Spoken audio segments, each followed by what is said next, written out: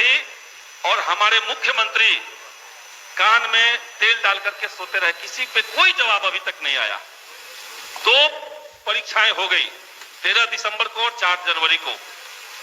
2 परीक्षाओं में common result, जब आयोग ये कह रहा है कि हम नॉर्मलाइजेशन नहीं करेंगे, तो कॉमन रिजल्ट आखिर किस मेथड से दिया गया ये आज तक किसी को पता नहीं चला, हम लोग को नहीं बताया गया।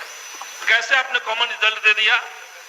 13 दिसंबर की परीक्षा में जितने बच्चे बैठे उसमें से 6% बच्चे उत्तीर्ण होते हैं, लेकिन 4 जनवरी की परीक्षा में जो बच्चे बैठे उसमें 20% उत्तीर्णता का प्रतिशत है। महोदय, ये इतना बड़ा गैप कैसे आ गया?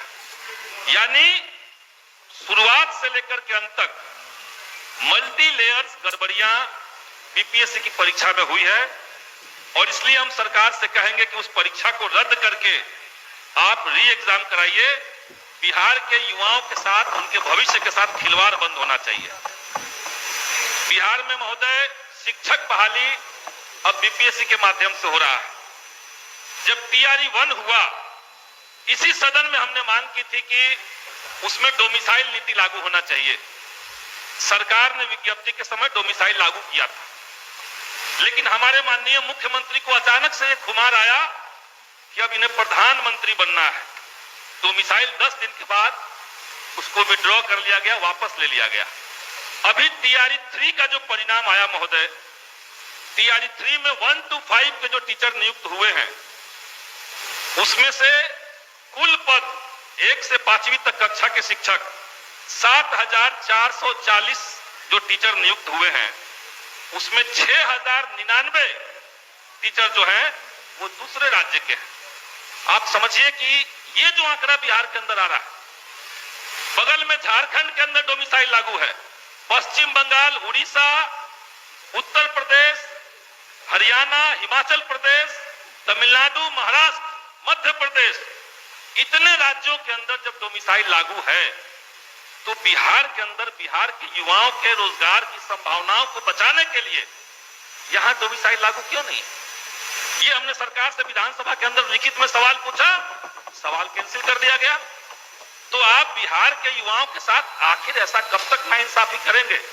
इसीलिए हम मांग कर रहे हैं कि अभी जो टीआरई 4 की परीक्षा होनी है उसमें डोमिसाइल सरकार लागू करे। ये जो विभत्स आंकड़े आ रहे हैं बिहार के अंदर, ये खिलवाड़ बिहार के युवाओं के साथ बंद होना चाहिए। एक शेर है महोदय कि वो जो बेचते थे दर्दे दवाए दिल, वो अपनी दुकान बढ़ा गए। सरकार ने कहा कि हम टीआरई 3 में 87,774 पदों पर बहाली करेंगे। अभी 2 दिन पहले उसकी जो ज्वाइनिंग हुई है, 51,300 कुछ पद पर ज्वाइनिंग करवाया गया। 10,000 से ज्यादा बच्चे ऐसे हैं जिन्होंने परीक्षा के दौरान अपने फॉर्म में प्राथमिकता दिया था कि हम किस में ज्यादा मेरा चॉइस है, तो प्राथमिकता आपने ले लिया, लेकिन एक ही बच्चे का आपने 3-3 जगह रिजल्ट दे दिया है। झांसा दे रहे हैं बिहार में रोजगार के नाम पर, और बड़ी संख्या में बच्चे जो हैं वो कट ऑफ के अंदर आकर के केवल एज के चलते या 1 नंबर से बाहर हो गए।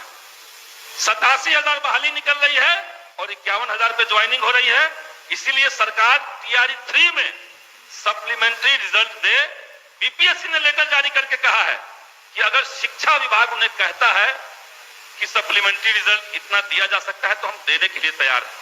शिक्षा विभाग कह रहा है बच्चे मिनिमम क्वालिफाइंग मार्क्स ला चुके हैं, क्यों उनको अब बाहर रख रहे हैं? तो सरकार टीआरई 3 में बच्चों के साथ न्याय करे।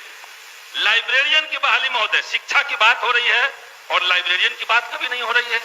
2008 के बाद से 2025 चल रहा है, 2500 बार सरकार ने कहा कि हम उसके लिए नियमावली बना रहे हैं, विज्ञप्ति आने जा रहा है, हम कुछ तरीका निकाल रहे हैं, और उतने साल से लाइब्रेरियन की बहाली महोदय नहीं हुई है।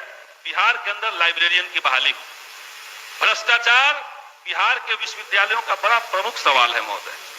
पाटलिपुत्र विश्वविद्यालय, यहां पे बिहार यूनिवर्सिटी एक्ट 1976 उसके एक्ट का उल्लंघन करते हुए कई जगह पे प्रिंसिपल की नियुक्ति गलत तरीके से की गई है।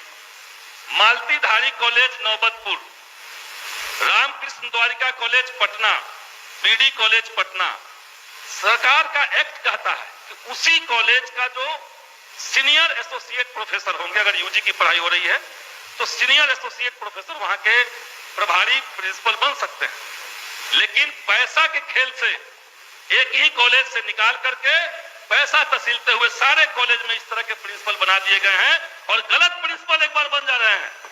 गलत व्यक्ति को अगर आप प्रिंसिपल बना देते हैं तो उस कॉलेज में लूटपाट शुरू हो जा रही है।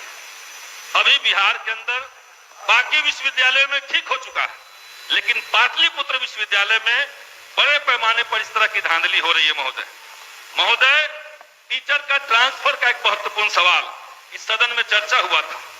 2020 के सेवा शर्त नियमावली में सरकार ने कहा कि हम करेंगे, तब से अभी तक सॉफ्टवेयर खेला जा रहा है। महोदय, कम से कम महिलाओं को और दिव्यांग टीचरों को आप तत्काल गृह जिला में उनके चॉइस के अनुसार, ताकि वो अच्छे से पढ़ाई कर सके, आप ट्रांसफर करवाइए। बिहार के अंदर महोदय अभी सरकार ने कहा कि हम सारे प्रखंडों के अंदर डिग्री कॉलेज खोलेंगे। आपके पास पहले से टीचर कम है, कॉलेज के अंदर 40% फैकल्टी के पोस्ट खाली पड़े हुए हैं। ये बहाली हो जाएगी इसके बावजूद कि हम बात कर रहे हैं। आपके पास पहले से पोस्ट खाली है, आप डिग्री कॉलेज खोलने की भी बात कर रहे हैं।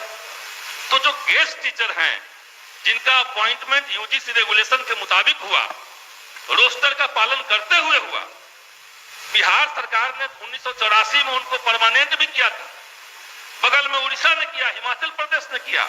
तो बिहार के अंदर अभी जो गेस्ट फैकल्टी हैं, उन जो 5 से 6, 7 साल, 8 साल से लगातार काम कर रहे हैं, शैक्षणिक और गैर शैक्षणिक काम कर रहे हैं, उनको सरकार परमानेंट करने का व्यवस्था करे।